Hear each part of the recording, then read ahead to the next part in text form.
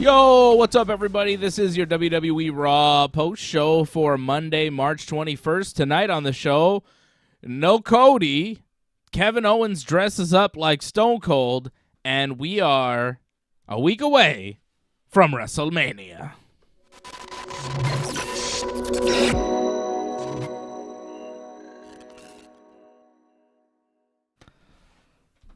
I mean, a Raw away. You know, there's another Raw before Mania. Only one more. I know you're trying to get me on the technicality. What's up, everybody? How we doing? Doing all right. I'm doing all right. Feeling surprisingly awake after such an uneventful Raw. I'm trying to get you in there. Oh, I don't know. Yeah. Am I to the mic? Yeah. Yeah, I think you're good. Yeah.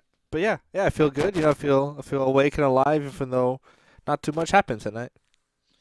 Not much happened at all. It was not a great episode of Monday Night Raw. Nothing happened. No. There was no Cody. You figure, Chicago, we have one more episode of Raw next week. You think maybe Cody, but just the way they were setting it up, we knew going into the AJ Styles Seth Rollins main event that Cody Rhodes was still not going to show up here. Shout out to Anthony Plessia taking a look in the chat. Anthony would have liked to get an actual finish in the main event, and I agree with you, Anthony. Anthony, a member of the team. Don't forget to join.ringsidereport.net. Join.ringsidereport.net is where you want to go. Become a member, and you could call in. You could be part of the show. Click that join button beneath me. Support the Ringside Report Network. Be a part of the team. And Anthony just renewed his membership. There you go. Become a member of the team. Join.ringsidereport.net. Let us know how you liked Raw tonight, or if you liked Raw tonight. Maybe you didn't. Thank you, Anthony McDonough, renewing your membership as well. Members, they come to us and they stick with us because we are the Ringside Report Network. Oh, there you go, Rob Kloos. There you go. Member renewals popping in here at the top of the show. Thank you, everybody, for supporting. And don't forget to become a member if you are not already. Anthony Plessia says, especially everyone knowing Seth going to face Cody at Mania, just take the loss, have Cody come out next week, granting him his WrestleMania moment.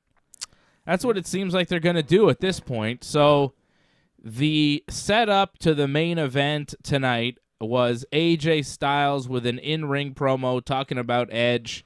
AJ's been away for a few weeks selling the attack from Edge, the chair shots, and the concerto.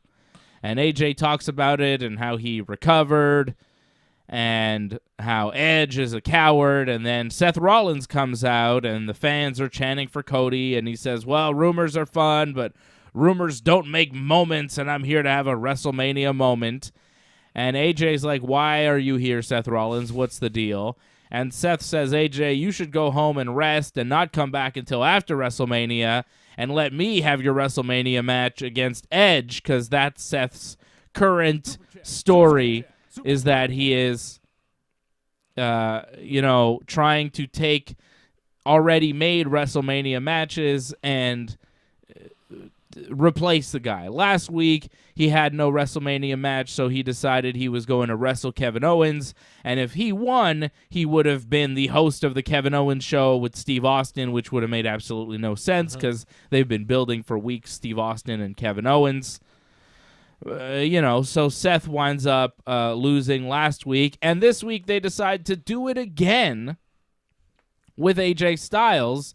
Seth saying, hey, AJ, I'm going to wrestle you tonight, and I'm going to beat you, and then I'll wrestle Edge at WrestleMania. And you're thinking, but they have this whole build of AJ and Edge. It doesn't really make sense. And this one makes even less sense, because last week we were kind of worried that maybe Seth was going to beat Kevin Owens and insert himself into this Stone Cold segment at Mania, because at least he has a prior relationship and history with Kevin Owens going into this. This one, he's just totally inserting himself out of the blue.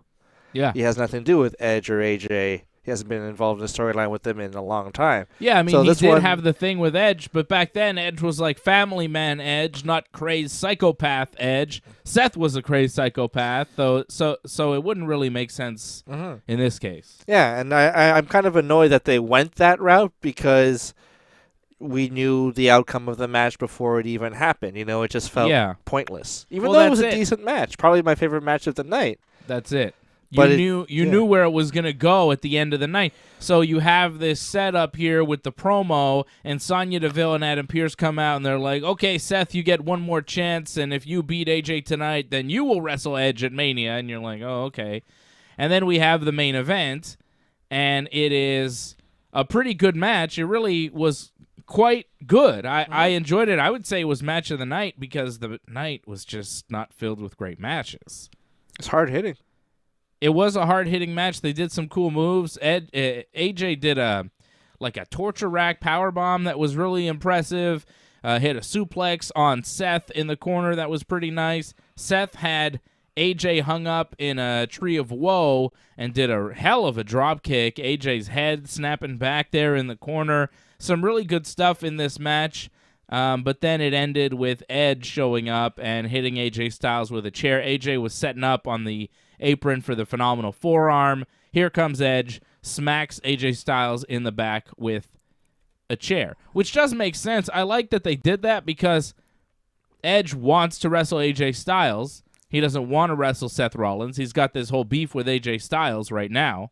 So he goes after AJ Styles, causes Seth Rollins to lose by disqualification, so he gets the match that he wanted, right? Like, Edge attacking in this case made a lot of sense, so I was happy with that. Edge hits AJ with another chair shot after the match, and then Seth gets mad that he has lost his WrestleMania moment and his opportunity at WrestleMania. And there's only one more week of Raw, by the way.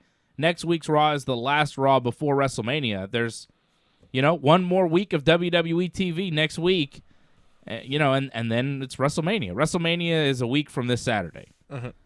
Which is kind of crazy. We're already here, right? I know. It's like, but we don't feel that hype, that excitement, No. WrestleMania used to feel like Christmas. All right, the super chats are coming in here, and I will address them in a second.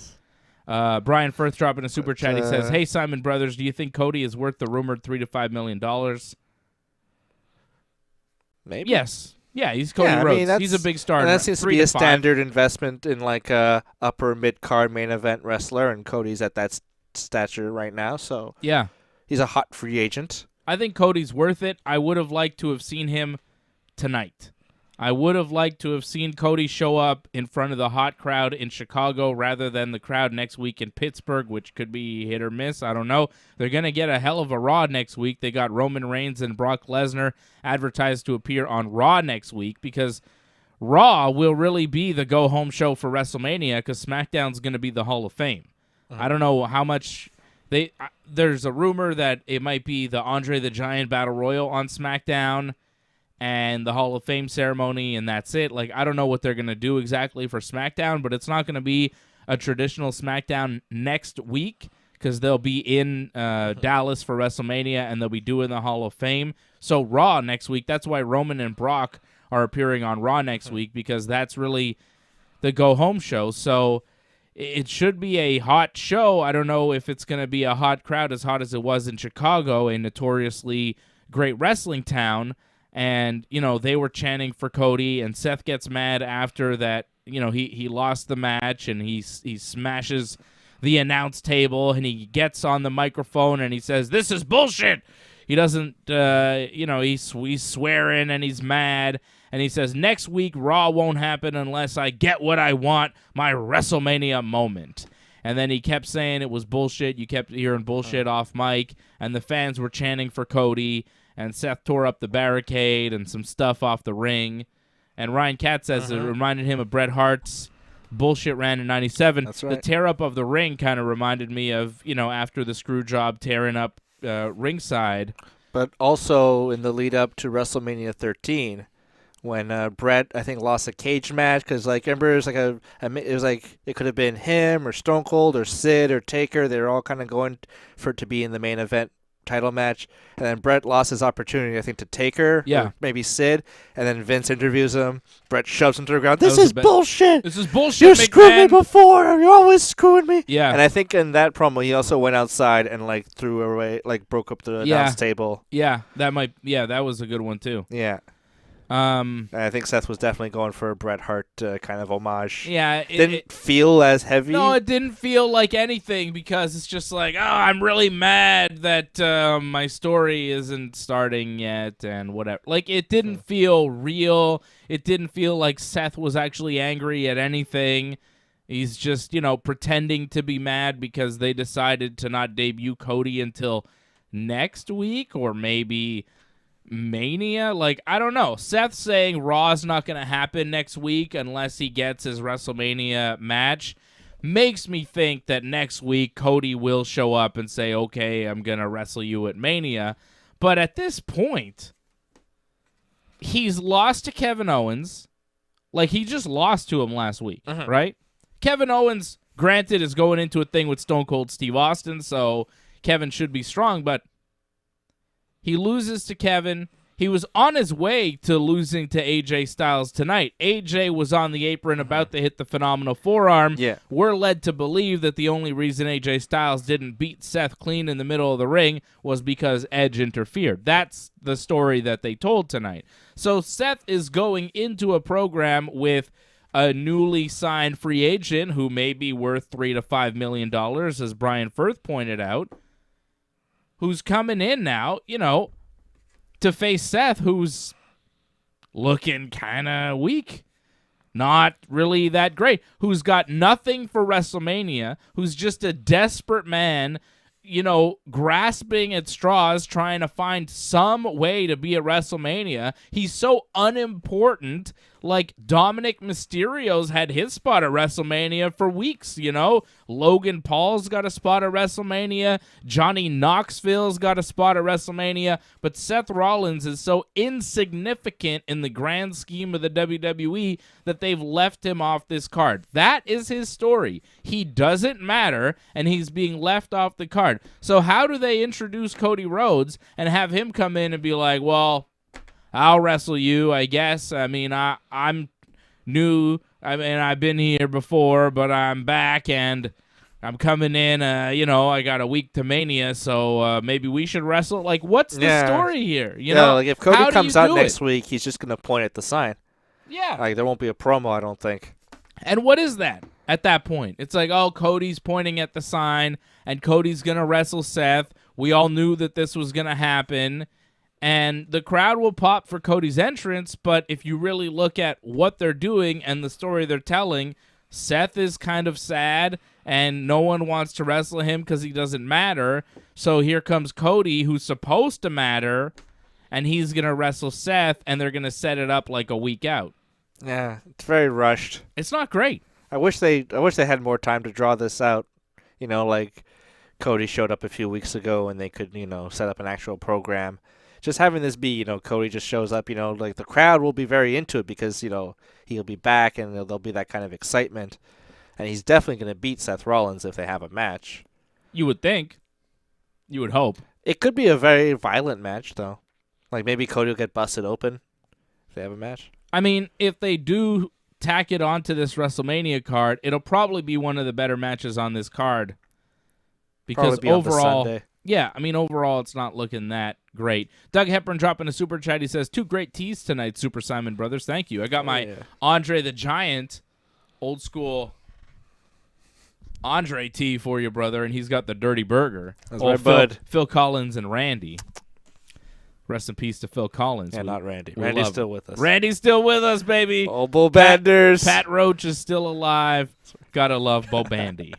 And Harold Schneider dropping a super chat. He says he loved the Rollins-AJ match. Yeah, I would say it was the match of the night tonight on Raw.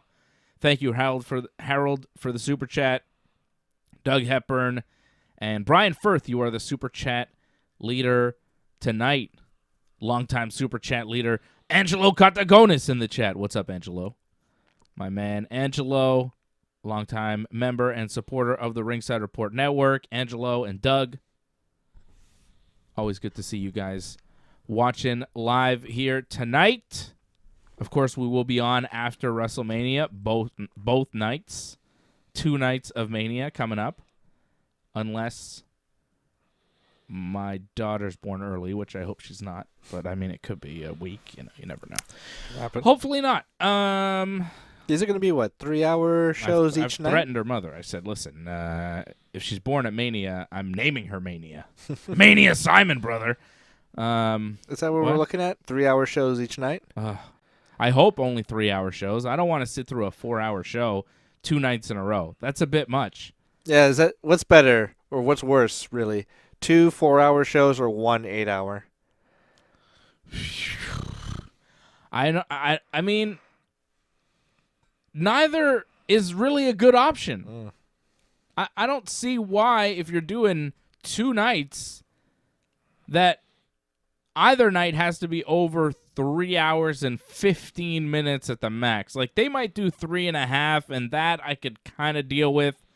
It might feel a bit long, but if they do 4 hours or anything over, really anything over 3.5 hours per night, I think is going to feel just too long. Too long. So I'm hoping. Might throw in a musical guest in there, Maybe we'll get Machine Gun Kelly to perform. He's in the new video game. He might show up at Mania. Yeah. I don't know. I hope not. I could see that happening as a bathroom break segment. I don't want to see Machine Gun Kelly do anything. I liked when Kevin Owens powerbombed him through a table. That was cool. That's the only thing I've ever liked. And then Conor McGregor almost fought him recently there. That was pretty good. I'd like to see Conor McGregor beat him up. That'd be good. He was also in the latest Jackass film, so there's a little synergy there with Johnny Knoxville. I'm not interested in that stuff. It's a good movie. So Cody does not show up tonight. No Cody. Will he show up in Pittsburgh next week? Maybe. Probably. I'd say probably. They're going to stack this Raw show going into Mania. They want some buzz. And if Seth says he's going to hold up the show if he doesn't get his Mania thing, like, how else do they resolve that? So he'll probably open the show. Unless Brock Lesnar shows up and just tosses him around. And he's like, yeah, you're not going to let Raw happen? Okay, little buddy. And then he throws him around. Just makes Seth look even worse. And then you debut Cody at Mania. Which very well could happen. I mean, they could do that, too. I could see Adam Pearce showing up and be like, I'll find you an opponent. I'll find somebody. Yeah. And then at Mania, it's like, well, who'd you find? And then Cody Rhodes shows up. Yeah. I mean, they could not have Cody show up until WrestleMania. Maybe Brandy will show up on Monday. I mean, I doubt it. I think, Cody's going to be the first one to show up. If Brandy shows up, it'll be later on in the run. But I don't know. At this point, I have no idea when Cody's going to show up. And I'm losing interest every week. Like last week, I was like, oh, Jacksonville, Seth's got this thing where he's trying to take Kevin Owens' spot, and then he loses, so he's got no match for Mania.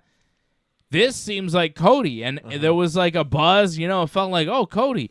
And then before the AJ Styles Seth Rollins match, you're like, this is going to be another thing where there's no Cody, and there was no Cody. It's losing steam. Like and you're kind of like, oh, all right. And now next week you're like, Raw last before Mania. He'll show up or he won't or whatever. Like, I don't care anymore. I don't care. And I think a lot of people are losing interest. A couple weeks, like last week, I was excited. This week, I'm just kind of annoyed. Next week, I'm just like, oh, if Cody does show up, I'll be like, oh, okay, there he is. Okay. And if it's Mania, it's like, see let's them get on this over Sunday. with. Like, I'll see them wrestle. Like, at this point, I'm gonna see them wrestle on Saturday or Sunday next week, regardless of whether he shows up on Monday. So I don't really care. Like, the word is out. Everybody's reporting it. There's no way it doesn't happen at this point. Seth Rollins is gonna wrestle Cody Rhodes at WrestleMania. And they've just delayed it so much that I've lost interest. So whether he shows up next week or not, I don't really care because I know he's going to be there on Saturday or Sunday to wrestle Seth. Like, it doesn't matter. It's a foregone conclusion. Yeah, and whatever he does on Raw Monday, it's like, it'll be minimal, right? He's just going to point. He'd point at the sign, and that will be it. That's it. Short promo, if that. I don't think we're going to hear him talk till maybe He's Raw after Mania. Oh, he's got to think about these promos. They got to be long and drawn out and make references to AEW, but not directly. Just come out. Seth Rollins, I'm going to wrestle you at WrestleMania. Fuck Kenny Omega. Good night, everybody. Yeah, like something like that. I'd like, kind of like, when X-Pac, showed up and was like, Hulk Hogan, you suck, pal. Like, Kenny Omega, you can't lace my boots. Hulk Hogan, you said that I couldn't cut the mustard. Well, you shouldn't be talking about who's cutting mustard around here, because you suck, pal. And Eric Bischoff, you could put that in your pipe and smoke it. You should do something like that. Cut a shoot promo, Young Bucks, you suck. Matt Jackson, I never liked you. Nick, you're pretty cool, I guess. I mean, that'd probably be the best outcome, it's like a real kind of like shoot. Yeah, but WWE wouldn't want him to do that because it would be acknowledging AEW way too much, and I don't think they're interested in that. I think they're interested in saying, here's Cody Rhodes, he's a big wrestling star, you know who he is. He was Stardust. Yeah, but they're not going to go beyond that. I don't think they're going to really dive into AEW, and I don't think Cody's ever really going to give a promo in WWE addressing any of those guys. And that's fine. I feel like the worst outcome for Cody Rhodes is that he's going to show up, and like someone he's feeling like Seth Rollins is going to call him Stardust, and like the fans will call him Stardust, and his character will be like a guy who doesn't want to be like known for being Stardust, and it'll just like be that, Yeah. I feel like that very well could happen. I mean, I think it'll the fans will start saying Stardust, and Cody will be like, no. Cody will be mad, and then Vince will be like, what a star. Oh, yeah, he was Stardust. Let's do that again. That was great. Mm-hmm. Like Vince will be like, oh, yeah, I like that. That was a good gimmick. I came up with that. Brilliant. Cody's locked in the golden cage. Maybe we'll get his brothers. Let's get Dustin in here. Dustin, where's Dustin? Get him back in the gold dust suit. Dustin works for AEW. What? Who's that? What do you mean? It's ridiculous. God damn. So no Cody, but Cody and Seth is going to happen at Mania. Whether he shows up next week or not, it doesn't really matter. Stone Cold Steve Austin and Kevin Owens, that's a question mark for WrestleMania. Not whether they appear together in a ring, but what actually happens. Stone Cold's music hit tonight to start off the show. For a second, I thought, oh, maybe. But then I thought, wait a second. He's not showing up until Mania. He did a video promo. There's no way. This is Kevin Owens. And then, of course, Kevin Owens showed up.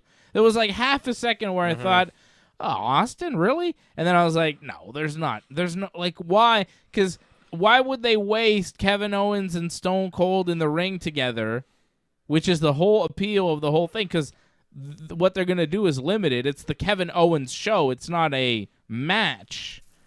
So they're not going to have Stone Cold come out tonight. The crowd, they were hopeful, but Kevin Owens came out dressed as Stone Cold. Looked pretty cool as Stone Cold. Did the walk did the pose in the corners. He's wearing sort of knee braces. Yeah, wearing the Stone Cold knee braces. Shaking his head. He had a bald cap on. He had a Stone Cold jean shirt. Shorts. The jean shorts. He was dressed like Stone Cold. It was pretty good. He did the walk to each corner, and he didn't do the fingers. No. He did the modern Stone Cold. But Kevin Owens did his best Stone Cold impersonation as far as look. I would have appreciated a bit of it's Steve Austin. Give him a little accent, but there was nothing like that.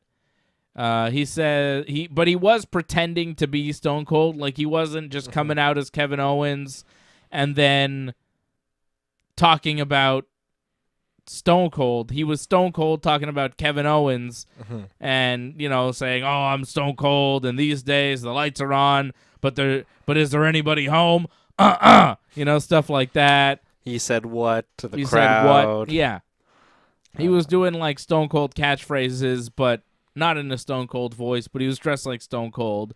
And then Stone Cold's music played again at one point, and the crowd went crazy again, and Kevin Owens acted like Stone Cold with his hands on his knees, like ready to fight. And, of course, it was all a ruse from Kevin Owens to mess with the crowd. And he says the people are idiots, and that's the bottom line because Stone Cold said so. And then Stone Cold Kevin Owens wants a beer bash, and the guy throws him a beer, and he drops it, throws him another beer, he drops it. And then he tells the beer guy, who's obviously some sort of, wrestler, gets him to come into the ring, gives him the beer, turns him around, and gives him the stunner. Owens then pours the beer on the guy, doesn't drink it because he doesn't like beer, as he stated. Made fun of Texas, did the whole thing. It was all right. Yeah. It reminded me a lot of that Raw back in 2005 when Shawn Michaels was feuding with Hulk Hogan. He was cutting his promo in Montreal. We were there. He was getting super amount of heel heat, and then Bret Hart's music hit, and we exploded, thinking, "Holy shit, Bret is here!" Yeah. And then it was Michaels playing a prank on us. It was like that kind of, play the music to get that pop. It didn't remind me of that because that was good, and there was a lot of heat there, and it was like a crazy promo. And at the time, there was controversy. Bret wasn't with the company, I think he just did a DVD. Agreed. They just agreed to make the DVD. Yeah, I don't think it came out yet. So there was, that was heat. This to me felt like Miz dressing up as The Rock when he was doing his thing with The Rock. There, he had a bald cap too. Yeah, he had a bald cap too, and he came out and he looked like The Rock, and he did the entrance and stuff. But the meat of the promo, what Kevin Owens actually said and did tonight was, it was, yeah. He did a Stone Cold kind of thing. He did his impression, kind of impersonation. Yeah, but there wasn't much there. There was a little beer bash type thing, a stunner, and there just wasn't much there. And whatever. I think all that's said that needed to be said has been said with Kevin Owens and Stone Cold. Kevin has a stunner. Stone Cold has a stunner.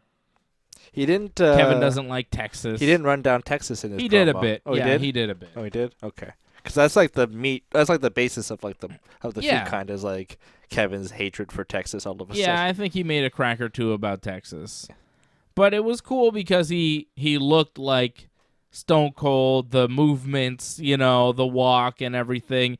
He did a pretty good impression that way. So it was well done on Kevin Owens' part. The look and the poses and stuff, they were all right. They worked. But as far as, the material that he had to work with as far as the promo itself, it was all right. It was mediocre. It wasn't a really hot way to start the show, but the crowd, they go crazy for Stone Cold's music, so that worked in that respect, right? You start the show with Stone Cold's music, crowd's going to go crazy, so you get a big pop to start the show. It's like the old days. Even though it's, a bait and switch with Kevin Owens coming out pretending to be Stone Cold. And then we had, what else do we have on this show? The Mysterios wrestled the Dirty Dogs. Dolph Ziggler, NXT champion, in a losing effort here. Well, it was Robert Roode that took the fall for the team. Dominic Mysterio getting the splash on Roode for the pinfall. And then Ziggler super kicked Dominic after the match, and The Miz, who was on commentary, hit his finishing move on Rey Mysterio and took Rey's mask. and says he's going to give it to Logan Paul, and they're going to wear it. And then Dominic put a towel on Ray's head so no one would see his face. So that happened. The match was okay, but, not great. I think Seth Rollins interrupted this match also. Was this the one? Oh, yeah. Seth came out during this match, and the match seemed to stop while Seth came out and started talking about his road to WrestleMania. It was strange. And his mic cut off, and they went to commercial. Trying to treat it like a pipe bomb. And then when we came back from commercial, Seth was gone, and the match had resumed. Mm-hmm. It was weird. So that happened.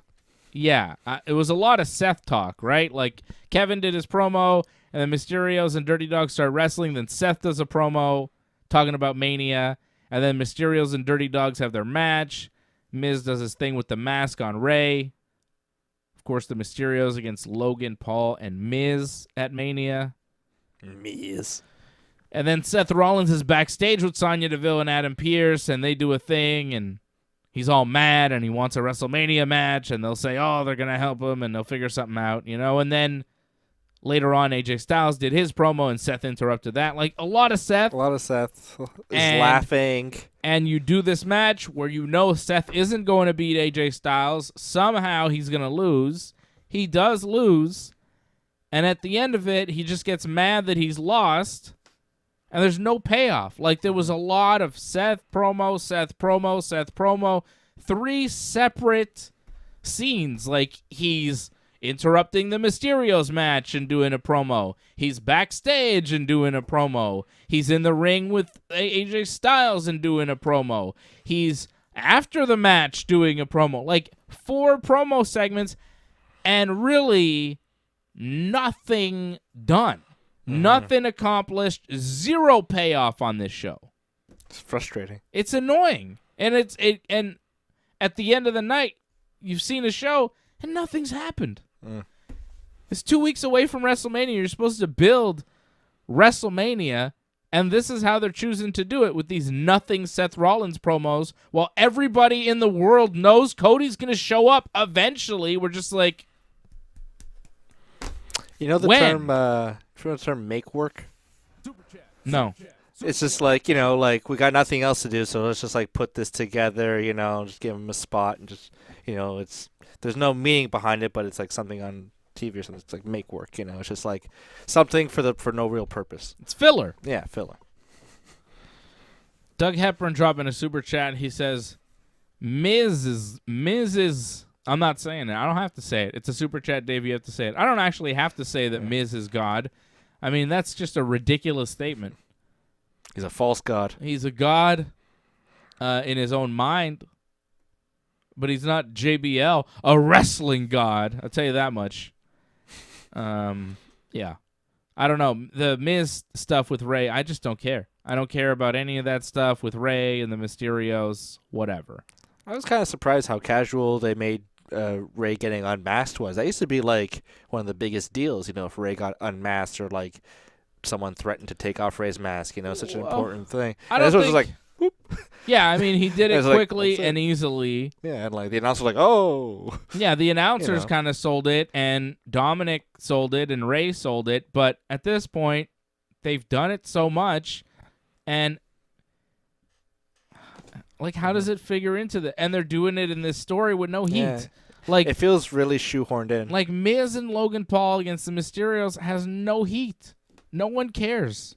No one's really that into the Mysterios because people like Ray, but they're not interested in Dominic, really. And then Miz and Logan Paul, like, I don't know. I think some people kind of like him. Doug likes Miz. Logan Paul is, you got to respect what he's been able to do. I don't know. And then we had Omos wrestle Apollo Crews and Commander Aziz. Omos got a win over Apollo Crews and Commander Aziz, stacking them with a pin. Although I think Aziz's shoulder was up, and the ref had to tell Omos that the shoulder was up, and Omos looked confused, like, what are you talking about? And then Aziz did not. He didn't really lower the shoulder. I think Aziz did for the count. I don't know. I think the ref was just kind of like, screw it. Yeah, let's just finish this. Get the hell out of here. It was a mess of a match. It wasn't good. And then Omos cut a mess of a promo that was barely comprehensible, talking about, if anybody has the balls to step up to me at Gresselmania. He said Gresselmania. I don't know what Gresselmania is, but he also reiterated himself on balls. Like, does anyone has the balls? And I mean balls. Yeah. It was okay. It was really weird. And he says, if anybody has the balls to show up and step up to me at Gresselmania or Raw, they will all be dominated. So he's not specific. He's like, hopefully I'll wrestle at Gresselmania, but, maybe Raw. But you're going to be dominated. There's a rumor, I think Fightful is reporting that the plan is for Bobby Lashley to come back and wrestle Omos at Mania, but at this point, why?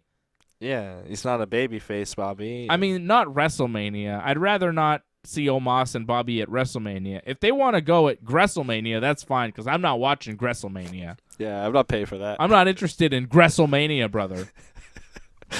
At the Superdome, brother. Or the Silverdome.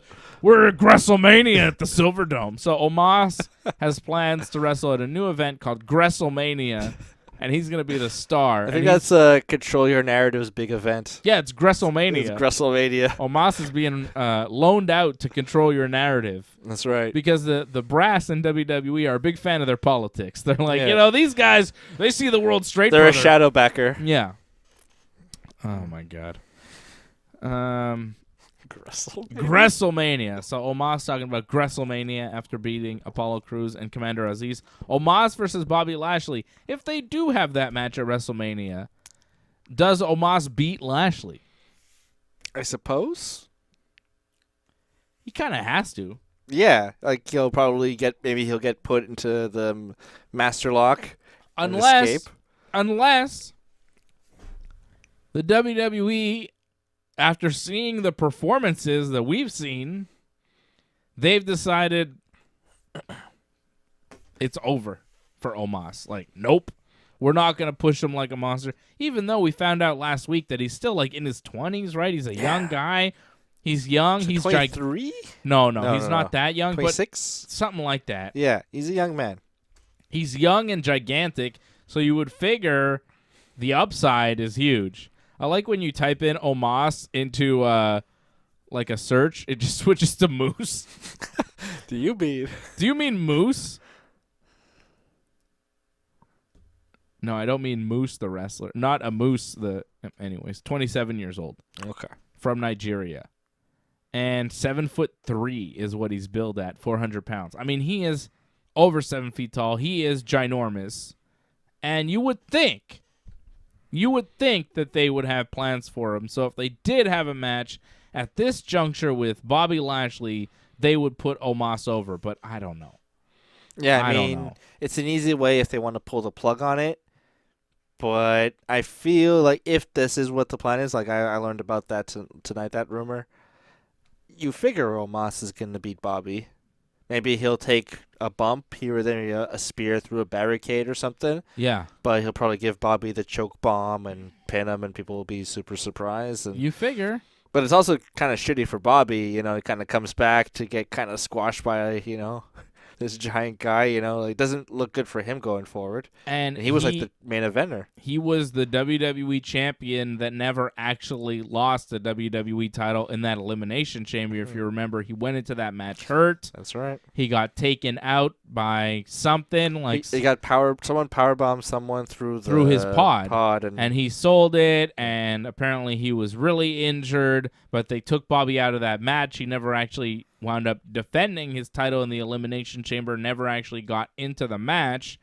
So he's coming in as the former champion, uncrowned champion. If they do put together the Roman Brock match and they unify the belts, and that's on SmackDown, they'll probably have another major title on Raw, and you would think Bobby Lashley, as the former champion who never lost it, would have a stake, a claim to that Raw championship. At the very least, being in the match for the inaugural champion. Right. But if he is going to wrestle Omos, how does that play out? Do they decide, okay, Omos is 27, Bobby's in his 40s, Bobby's had his run, but we're going to use him to put Omos over? Maybe. Omos will be the new Universal Champion or whatever. Yeah, he is far from ready for that. But maybe in 3 to 4 years. You know, I'm not saying he will never be Omos, but right now he is so far from ready. Like, that match tonight was not good. The promo tonight was very bad. He showed it was a showcase of Omos tonight, and it was not good. Who's worse, Omos or the Great Khali?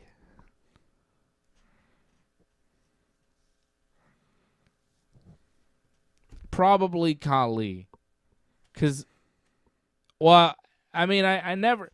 He wrestled for a while before WWE, and there's talk that he was maybe more mobile. He could move a bit better, but, man, in WWE, he walked around like Frankenstein. You know what I mean? Like, it looks like his knees didn't bend. Yeah. Like, they couldn't bend. He had long, straight legs that never, ever bent. It was super weird. The guy could not move. He was ginormous. He looked really impressive, but at least Omos seems to be able to move his feet. And they gave Khali a lot when he came in. His first year and a bit. Hell of a look. He probably won a championship. Khali had a better look, though. Khali was more jacked. Like, Khali was way more jacked than Omos is. Omos is tall, but he's really not that muscular looking. Not that muscular. Not like Khali. Yeah, Omos wears a lot of jackets and stuff. Omos wears like a shirt. Omos wrestles with a tank top on. Yeah. Khali wrestled shirtless in pants, and he had the big muscles. Yeah, the big chest. Yeah, Khali was super jacked, so he looked more impressive. And also, I think for WWE, pushing Khali made more sense because the Indian market is way bigger for them than the Nigerian market. You know. So he won't quite have that rocket strapped to him like they did to Khali. No, I don't think so. Okay. Unless he proves it. Unless he proves that he is a valuable commodity. But so far, he's just big, and that doesn't work forever. Like, they'll try. Commander Aziz was just big. Yeah. And he got squashed. Well, Commander Aziz was just big, but then Omos came along, and they're like, well, he's just big but bigger, so... But, I mean, Aziz still has a job. Look at all the people they fired. I know. And Commander Aziz is still employed by the WWE. Now. Although... Like, Apollo Crews, who is nothing, still has a sidekick. Figure that one out. But if they released them a week after Mania, you would be like, oh, yeah. That's true. I mean, it happens. Apollo Crews is all elite, you know? Carmella and Zelina Vega are backstage, and Zelina's mad that Carmella's not paying attention to their tag team, and she takes Carmella's phone because Carmella won't even look at Zelina because she's on her phone, and she tosses it away, and then Carmella gets mad and calls Zelina a hobbit and slaps her, and then Zelina fights back, and they're fighting each other backstage, and then the Hurricane, Gregory Helms, he comes in, and a referee come out to stop them from fighting. And then later on, it's Shayna Baszler and Natalya getting a win over Liv Morgan and Rhea Ripley after Shayna and Natty hit the heart attack, the old Heart Foundation finish, on Liv Morgan and win. They just won with the heart attack. I was like, did Shayna Baszler just get a win on TV? On Raw. And she did. She got the pinfall on Liv after they hit the heart attack. And Carmella had come out during the match to complain to Corey Graves, who's on commentary, who's also Carmella's fiance. So Carmella's always talking to Corey Graves these days on commentary, except she doesn't pull up a headset. She just kind of yells, and Corey talks to her on the side. So she's mad that Zelina had attacked her, and she's complaining to Corey about this during the match. Now, after the match, Zelina shows up and attacks Rhea Ripley and Liv Morgan with the scepter that she has for some reason. Zelina's like mad, so she's fighting people, and of course they have the match at Mania. And then Carmella decides to attack Natty and Shayna, and somehow single-handedly takes them out too. I'm like, what? Did Carmella just take out Natty and Shayna by herself? What's this? Yeah, and how tired can they be? I mean, she did it without a weapon. Zelina had a big scepter that she hit Rhea and Liv with. So I'm like, okay, I could buy that. But Carmella just like tossing Natty and tossing Shayna. I was like, what? No? Anyways, Carmella and Zelina then faced off in the ring and looked like they were going to fight, but decided to hug instead. So I think there's some friction in the team, but they decided in that moment that they're better off a team because they have to defend their belts against Liv and Rhea, Shayna and Natty, and Naomi and Sasha in a fatal 4-way at WrestleMania. Oh, they're going to be at WrestleMania. Yes. Not at WrestleMania. No, I'm putting all the matches that I don't want to see on WrestleMania, and I'm hoping they stay there and I don't have to actually see them. That's my plan. WrestleMania will be pretty short then. Yeah, WrestleMania is going to have 2 matches on it. It's going to have Edge and AJ Styles and Kevin Owens and Stone Cold. And WrestleMania will have everything else, and I will not be reviewing WrestleMania. Yeah, we're not doing a wrap-up show for WrestleMania. No. Unless Veer Mahan is on it, then I'll have to watch WrestleMania. Oh, yeah. But he won't be because they announced tonight Veer is coming April 4th, which is the night after WrestleMania. So it'll be the Raw after WrestleMania. Oh, those are usually good shows. Yeah, they are good, and it's going to be much better now that Veer is coming. So get ready for Veer Venus. I really hope we hear, hello, ladies, and Veer comes out in a towel, and he's all sexy, you know? Saxophone Sexy playing. Veer. Give it to me. But, yeah, that whole Zelina and Carmella thing, I don't know what was going on there. Like, why did they start brawling now before anything, you know? I don't know. Before the match? Yeah. Like, they're clearly going to either implode at Mania or... They should implode at Mania. No, Yeah. they implode at Mania and we have a new champion. Yeah, or we have new champions and then they implode at Mania. Yeah. Or they have new champions and they implode the next night.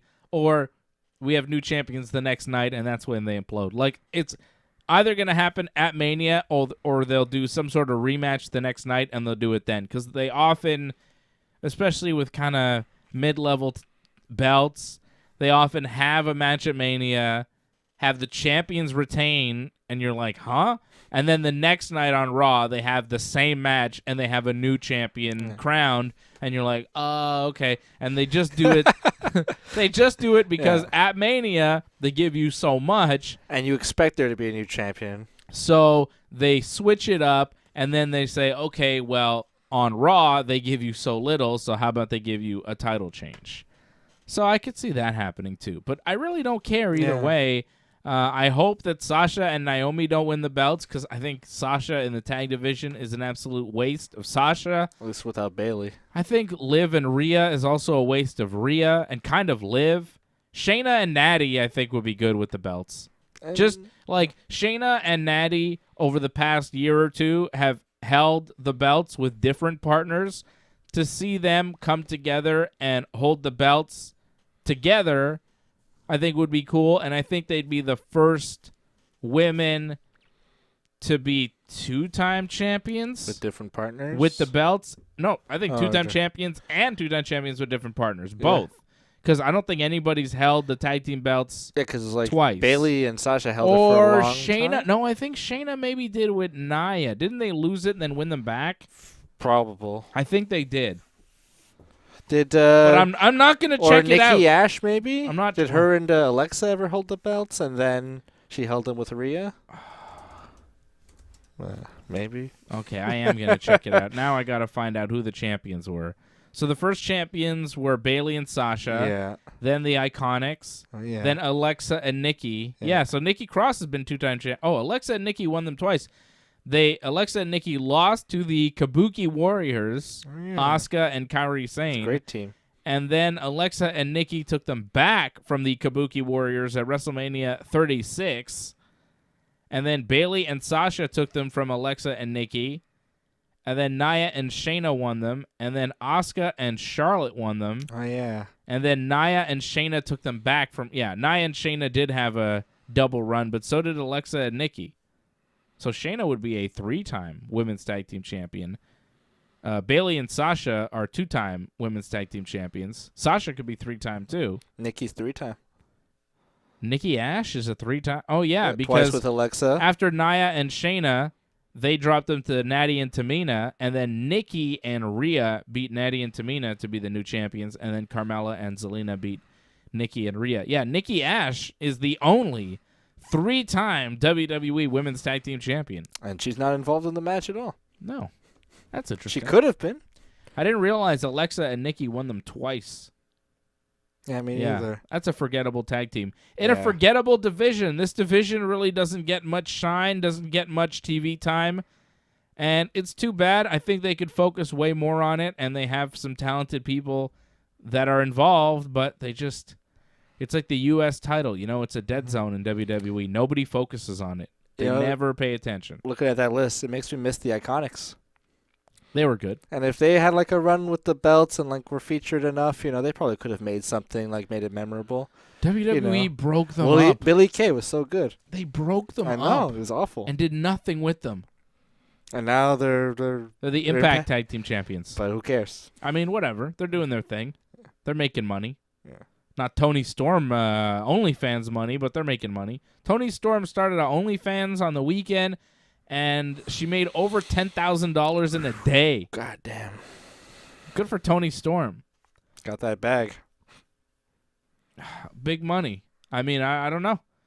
The pictures aren't even apparently that racy. I've heard she's not fully nude. Maybe she's semi-nude. I don't know. But even so, I'm not going to dissect how nude Tony Storm is on her OnlyFans. I really don't care. I think that's beneath me. I'm not interested. Like, I don't know. No, but you know what I mean. Like, but people are paying a lot of money. Yeah, well, people are paying money. Like, she's not having sexual... Like, no. If Tony Storm was, like, having sex with Juice Robinson on her OnlyFans, because she's, like, married to Juice Robinson, right, the wrestler?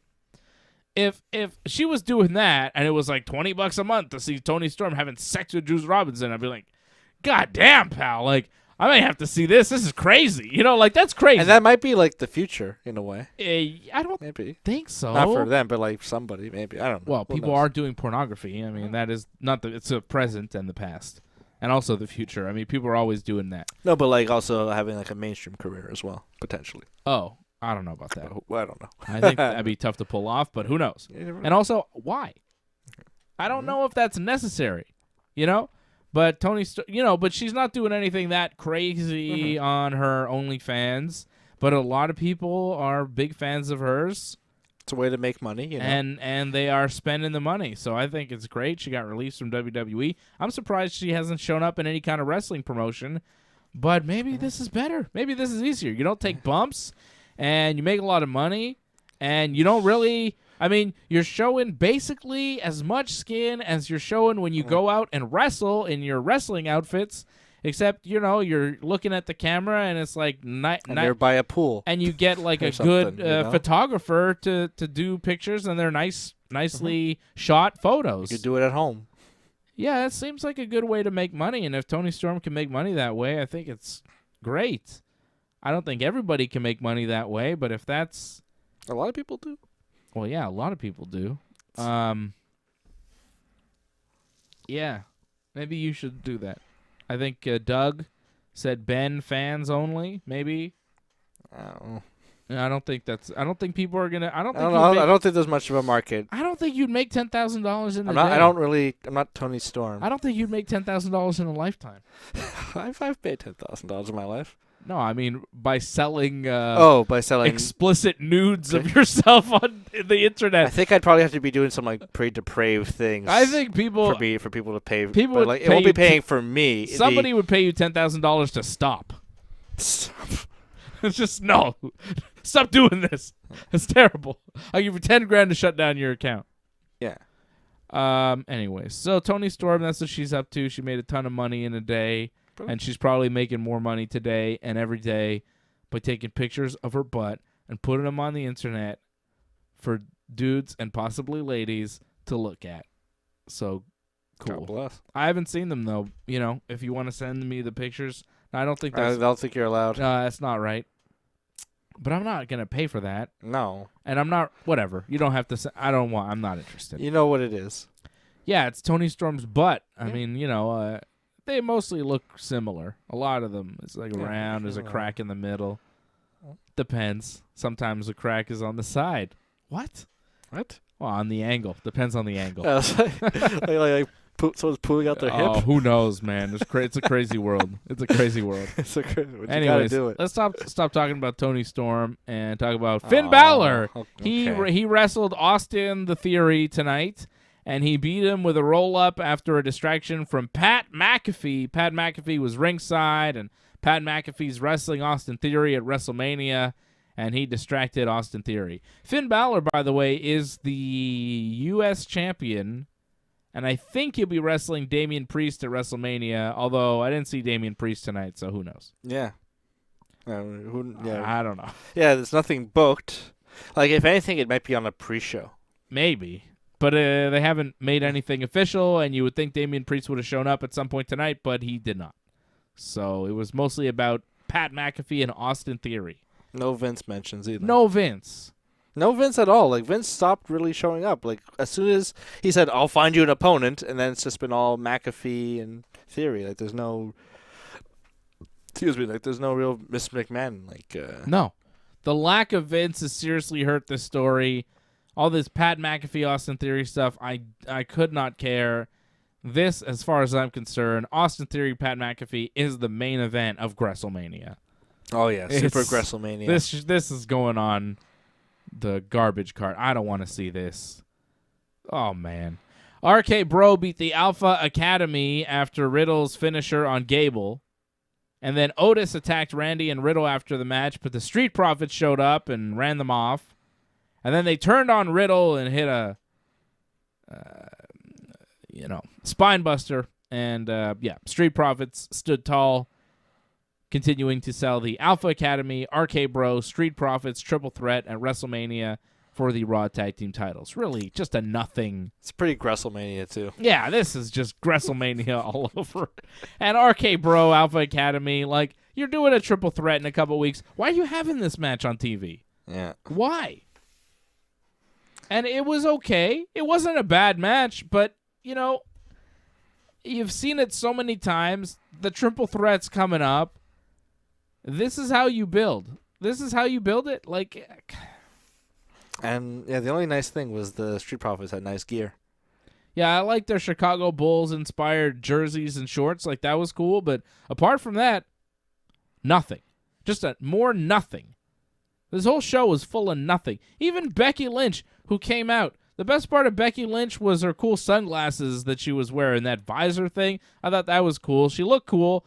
But the promo, she's sitting there in the ring, and she's talking about being the top of the mountain, and this is her world. And I was like, is she cutting a Jeff Jarrett promo? Yeah. First of all, Becky, it's King of the Mountain, and it's my world, my world. Slap nuts. Oh, I love it. She should start calling people slap nuts. That'd be a really good Becky Lynch phrase to use. Oh, man. Do you really want to get another old silver-haired wrestler mad at Becky Lynch for stealing the catchphrase? Like, I think one is enough. I think the Nature Boy Ric Flair just... You put the kibosh on all of that? Oh, my God. He hates Becky Lynch.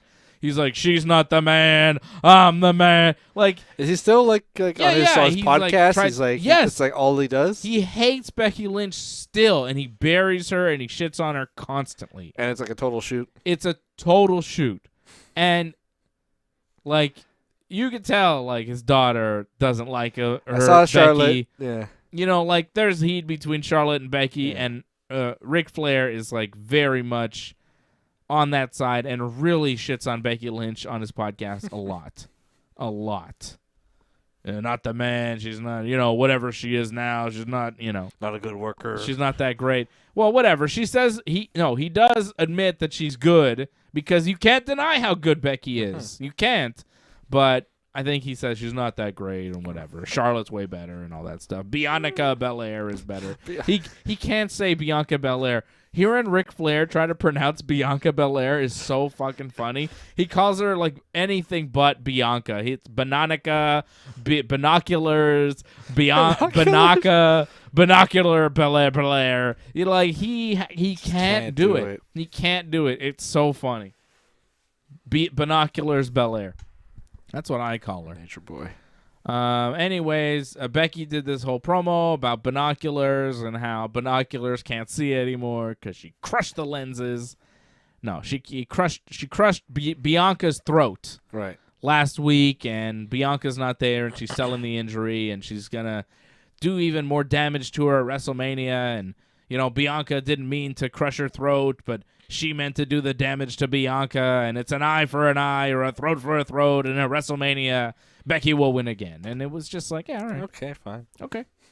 Cool. But not like, There was no heat. There was nothing there. Mania used to be like, even recently there'd be some Manias where like right before, like two people would be in the ring facing off and you just feel this like, I can't wait to see this match. Yeah. There's very little anticipation for this Becky-Bianca thing. It's been a while. They've tried to build it around this injury where Bianca injured Becky at a house show. The problem is there's been no footage of it because it was an accident, and they haven't shown it. They've talked about it. They showed Becky in the hospital. Becky's alluded to it, but they haven't really dived into it, shown you what happened. Nothing. And then Becky last week does a thing, ramming Bianca's head in the chair into the ring post, and Bianca sells the throat. It's not that great, and this is their build for Mania.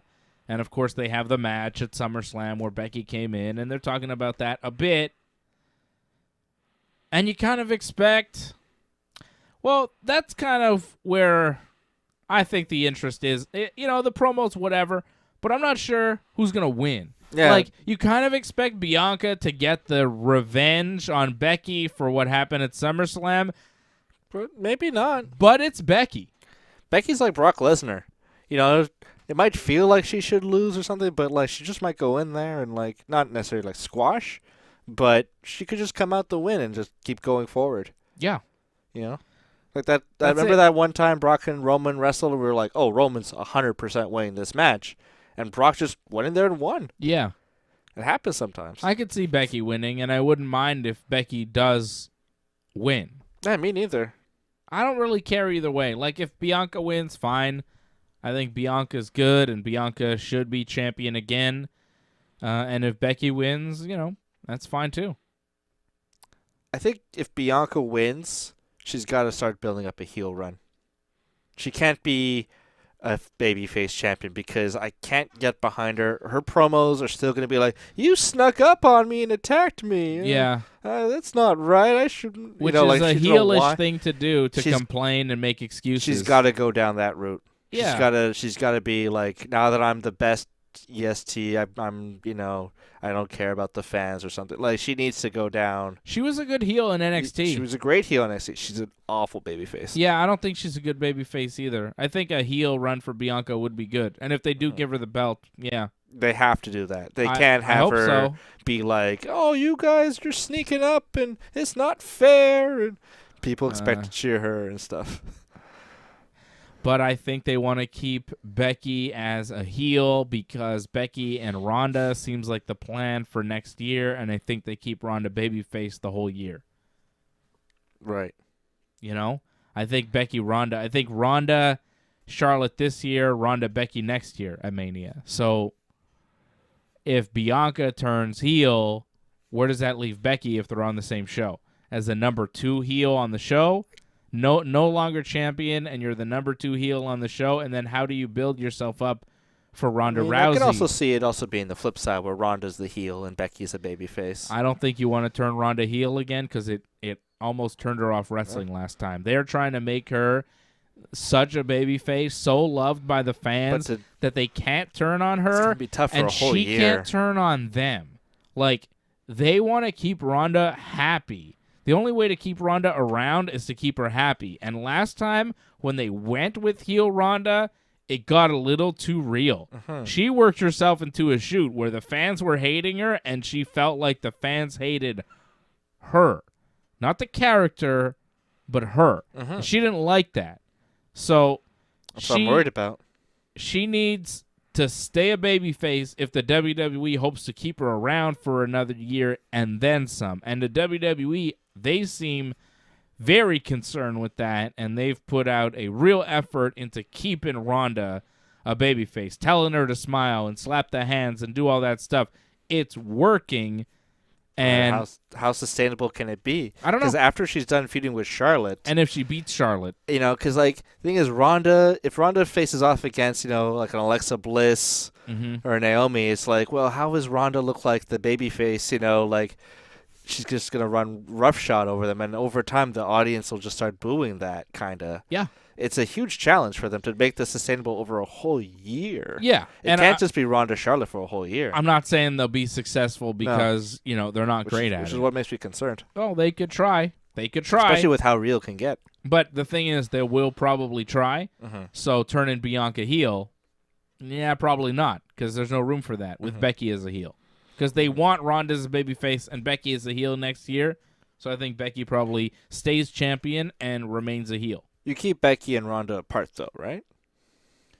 Yeah, probably. Yeah, for a while. Yeah, for a while until it makes sense. Because if Becky cuts a promo on Ronda, it'll probably get some kind of babyface reaction because it'll probably be real. Becky will remind Ronda of the before time. I think one of the reasons why Ronda's been able to remain a babyface is because she's not with Becky Lynch. I think Becky with Ronda doesn't allow Ronda the space to really get the love from the crowd, whereas Charlotte is so arrogant and such a heel that it works for Ronda to be the babyface. Like, the crowd can really hate Charlotte Flair. Like, there's a part of the crowd that really doesn't like Charlotte, and she can work as a heel. Becky as a heel right now is, like, she's a tweener. She's not a heel. She kind of plays the heel, but she gets a lot of love from the crowd. So her against Ronda Rousey, I think Becky would be the babyface. And, if they do wrestle next year at Mania, I could see Becky being the babyface going into that one. Because, like you're saying about Charlotte, how she's hateable, she makes herself hateable to the audience. A lot of that stems from her relationship with Becky Lynch, and how the fans feel about Becky. They're like, oh, Charlotte, you have heat with Becky. So, there's also her, built up over all these years, but that's also like a fresh kind of wound, and like fans kind of think about that. Yeah, maybe they link them together. I think it helps. They side with Becky because Charlotte was on top. Charlotte was the top star, and Becky had to kind of break that up to get her shine, and they side with Becky on that because she decided not to be the number 2 forever. And also, Charlotte's given a lot from WWE. And a lot of it is because of her dad and all that stuff. So I think people see Charlotte as, getting opportunities that maybe she shouldn't get. I don't agree with that whatsoever. I think she's one of the greatest. I think she's probably the greatest women's wrestler of all time. So all the opportunities that she gets, she is the opportunity. But a lot of fans, she is the opportunity. Goddammit, she is the best. She is the queen. I think she's the greatest women's wrestler of all time. So yeah. Give her everything. She's the greatest ever. But, I think there are fans that, they'll say, oh, it's because of her dad or whatever. I mean, they're wrong, but they exist. And then some fans also, it's because, she's shitty to Becky, and I love Becky. And yeah, and I love Becky too. And they have that. Maybe, some fans just have that kind of, I like this, so I don't like that kind of thing, Yeah. It's a zero-sum game. I like AEW, I don't like WWE, that type of thing. It's a zero-sum thing. Unnecessary. Totally unnecessary. You can have two existing thoughts in your head. I mean, I don't like the Dana, but I like Reggie. I love Reggie. I mean, we all love Reggie. That finishing move. Oh, my God. Dana, fantastic. Dana and Reggie got a match in the ring tonight against Tamina and Tozawa. Again, it was a tornado tag team match. I don't think it was for the 24/7 title, although whatever. Who's the 24/7 champion now? Is it Dana or Dana Reggie? Still. It's Dana? Dana still, yeah. I thought it was Reggie. Reggie gave it back to Dana? Yeah, because she ran with it yes. on her way to make her entrance. So it's Dana still, and they were showing a replay of Tamina falling from the corner into Tozawa's balls.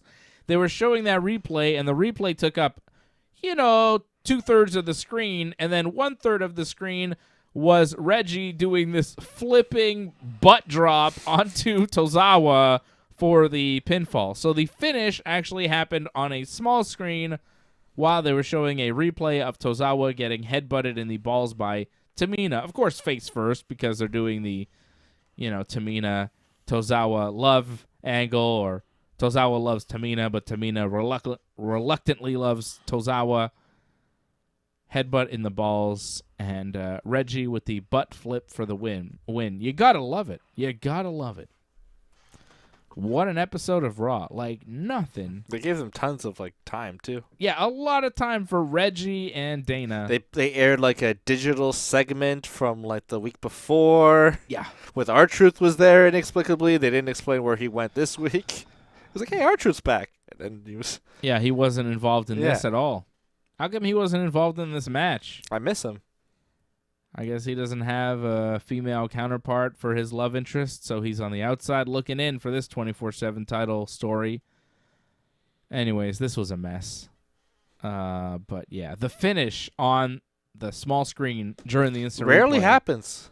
I mean, it's not meant to. I don't think that was on purpose, but I think they kind of don't care anymore, because why would you care about this show? It was not great. Too good. Not much happened. Next week, more things will happen. Brock Lesnar and Roman Reigns will be on Raw. It'll be the last real WWE show before WrestleMania. Rey Mysterio and The Miz set to wrestle on Raw next week. And Cody Rhodes might show up, but he might not. WWE Raw next week, the final Raw before WrestleMania. Shout out to Brian Firth. You are the Super Chat leader of the night. Thank you, Brian. Thank you, Doug Hepburn. Dropping a Super Chat, Harold Schneider as well, supporting the Ringside Report Network tonight. Thank you, guys. Thank you to all the members. Anthony Plessia, Doug Hepburn, Brian Firth, Angelo Contagonis, Harold Schneider. Everybody checking in tonight. Jason Pete. What's up, Jason? Everybody checking in on this live Raw post show. I'll be back on Wednesday night after Dynamite with Johnny North. Dynamite in Cedar Park, Texas, coming up on Wednesday.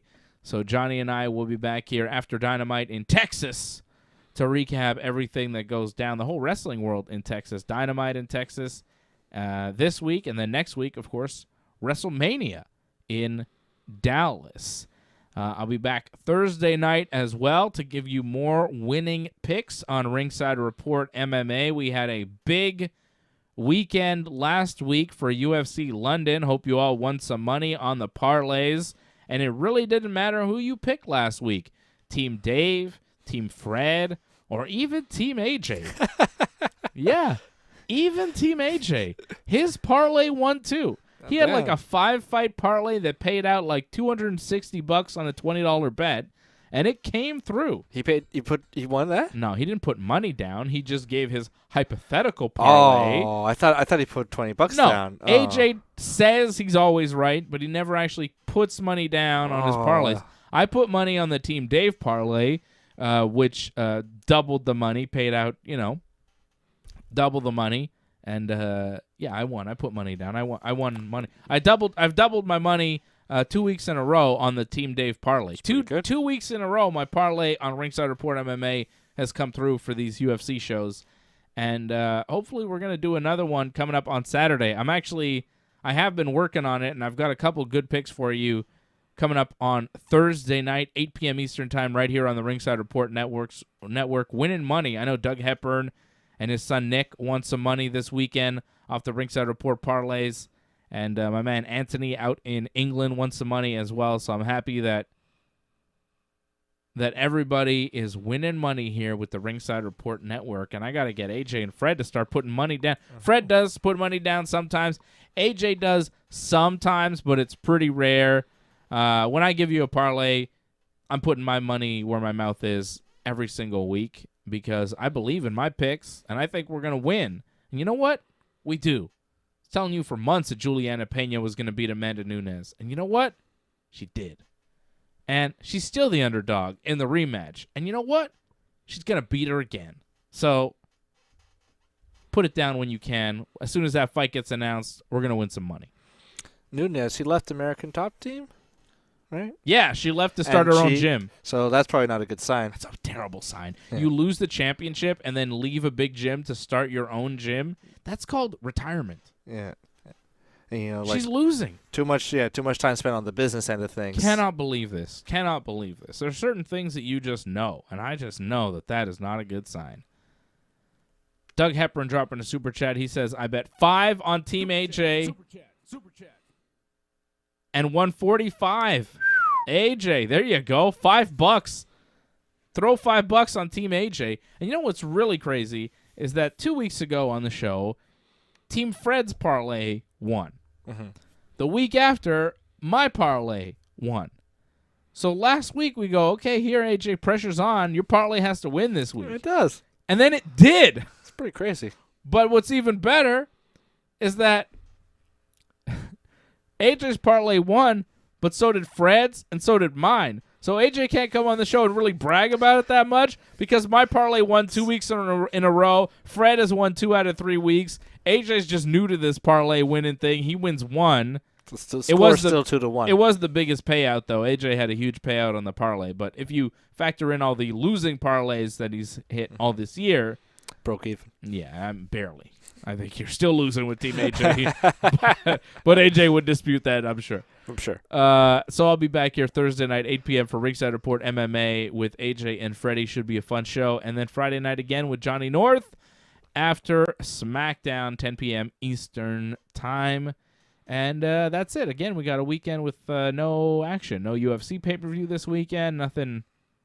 And then WrestleMania, though, next weekend. And WrestleMania. A lot of action. Oh, my God. So for WrestleMania, we'll be on, of course, the Friday night for the WrestleMania preview show. And then Saturday night for the WrestleMania post show. And Sunday night for the WrestleMania Night 2 post show. So we'll be giving you the full WrestleMania coverage here on the Ringside Report Network. Doug Hepburn with his latest super chat is the new super chat leader. Thank you, Doug. Thank you to everybody supporting tonight. Doug, Harold, and Brian. Thank you, guys. And thank you to everybody tuning in here on the Ringside Report Network. I'll see you again after Dynamite on Wednesday.